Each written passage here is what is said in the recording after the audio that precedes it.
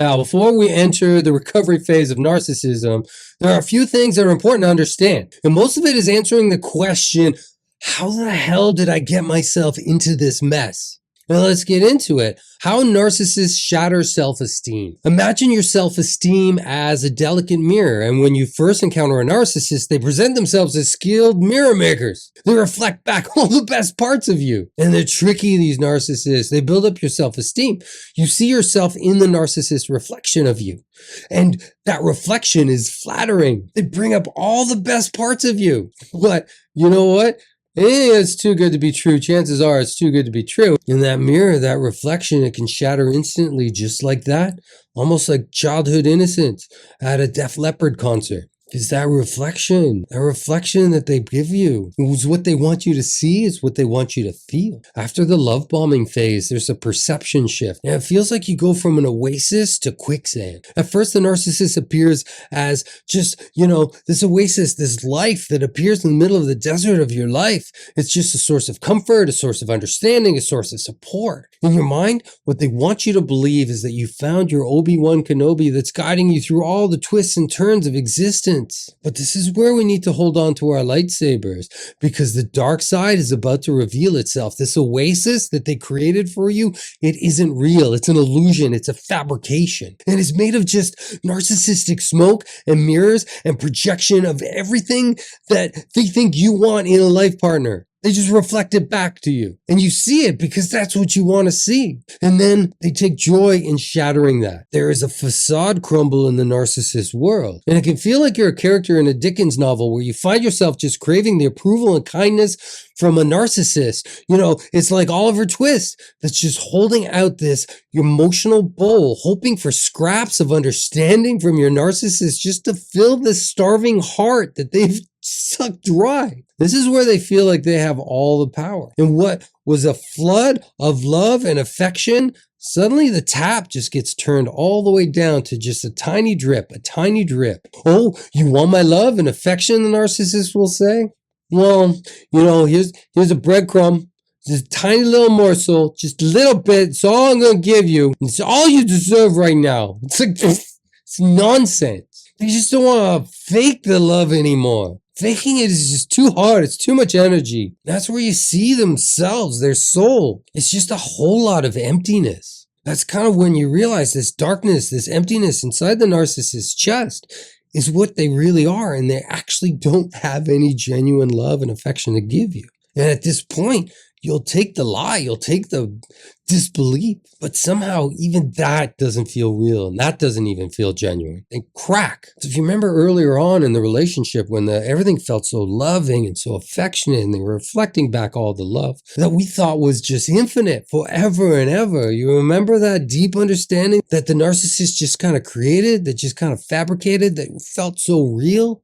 Well, this is where the things start to crack. This beauty, this richness, this real color just dries into this dull, cracked, lifeless image. And this is where we realize that the narcissist's understanding of who you are wasn't rooted in empathy at all. It was just like a mirage in a desert oasis of their soul. And it's infected your emotional landscape, leaving you feeling deserted and lonely and dissociated and disconnected, longing for just human attention, human affection that you thought was originally real.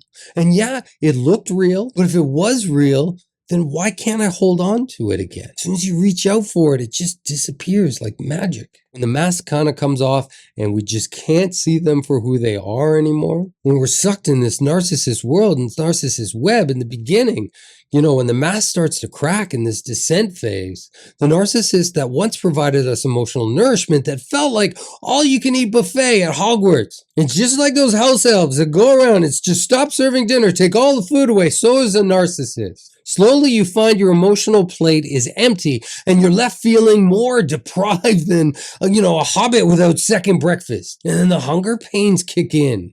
There was just so much to feast on before. And the narcissists, they seem so generous with their love and with their affection.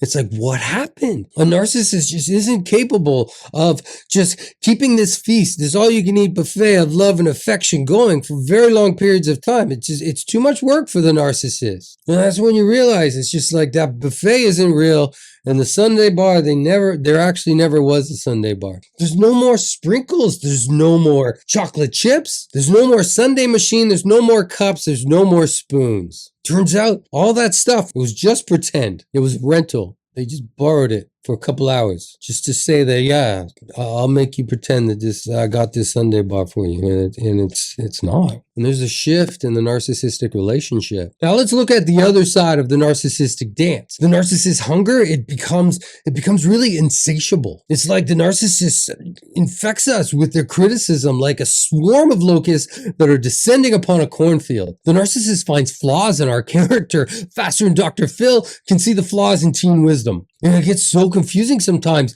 You're wondering, am I the protagonist? Or am I the antagonist in this twisty little narcissistic narrative? This is where you realize in this drama that they've created that you're the food and you don't get to eat anymore. No more love, no more compassion, no more empathy. That's all dried up, gone.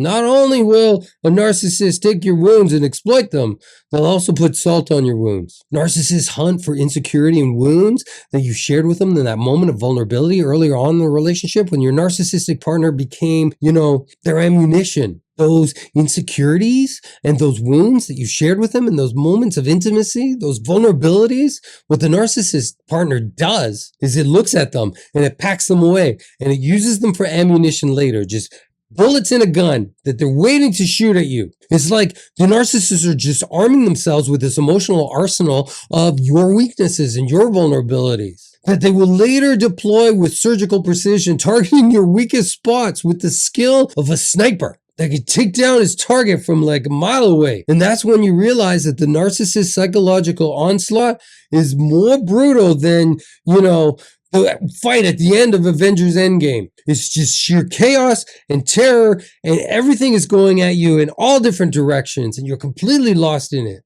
Just being attacked by every single direction, by all their different personalities, by all their weapons that they've stored, all your weaknesses that they use against you. And the narcissists, they learn your flaws. But they also use this other technique, which is just flaws fabricated. And they create this mirage of perfection that you could possibly achieve, right? This is the narcissist stuck inside their own little narcissistic delusional bubble of grandeur. Will pick apart any genuine flaw, and the narcissist will even invent flaws that aren't even real. And they'll just pull it, right out of their butt. Just right out of their pants. Just make this up. I made it up right now. This is your flaw now. I decided. Right? It's as if they're writing this dystopian novel where you're the enemy of every storyline. And your self-image, what happens to your self-image at that point? It just crumbles under the weight of this just imaginary narcissistic critiques, taking with it whatever's left of self-esteem and self-worth. It's so absurd. It's ridiculous. In the narcissist's twisted little narrative, you, the victim, become the villain. It's stupid. I know. And the blame shifting is just like, when you flip over the sand in a sand timer, it's just victim villain. No, I'm the victim. You're the villain. They just do that just like that because they can. They just flip flop back and forth, back and forth, back and forth. Oh, you think you're the victim? No. I'm the victim. You're the villain. It's just the way the narcissist's mind works because they can change reality just like that. Just switch roles. Just switch roles. And you find yourself being accused of the very flaws that the narcissist has. Explain that. It actually makes sense to them because they can't see their own flaws. They're like, I know there's flaws here. They can't be mine because I'm perfect. But this is a flaw. It's definitely a flaw. If I don't want it, so I'm going to give it to you. They just seemingly project their traits and flaws onto other people. It's totally that evil queen from, Alice in Wonderland. Reality. This is what I think. Right? Facts, only facts. Oh, you have a photo. Oh, yeah, no, it's not real. Oh, you have a recording. Oh, you made a video. That never happened. Okay. Gotcha. So the point of all these narcissistic games is erosion of self-esteem, and it becomes a slow avalanche. The whole point of supply, what is the point of supply?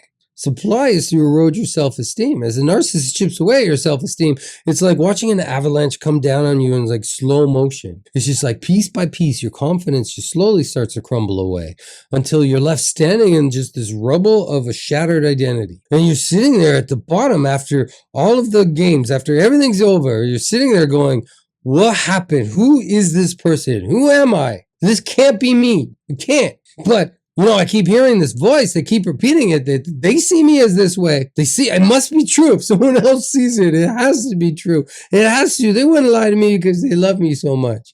And it's not true. It's not even a little true. It's all not even this much. No.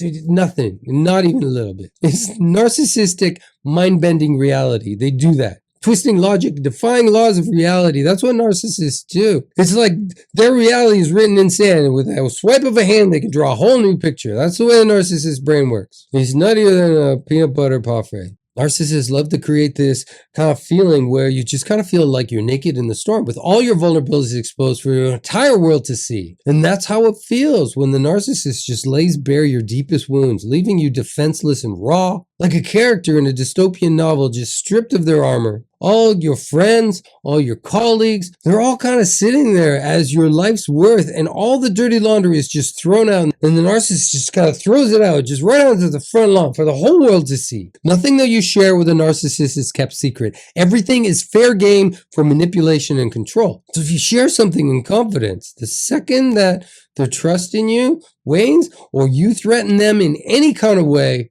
guess what? Boom. If they can hurt you, they will hurt you. That's what they do.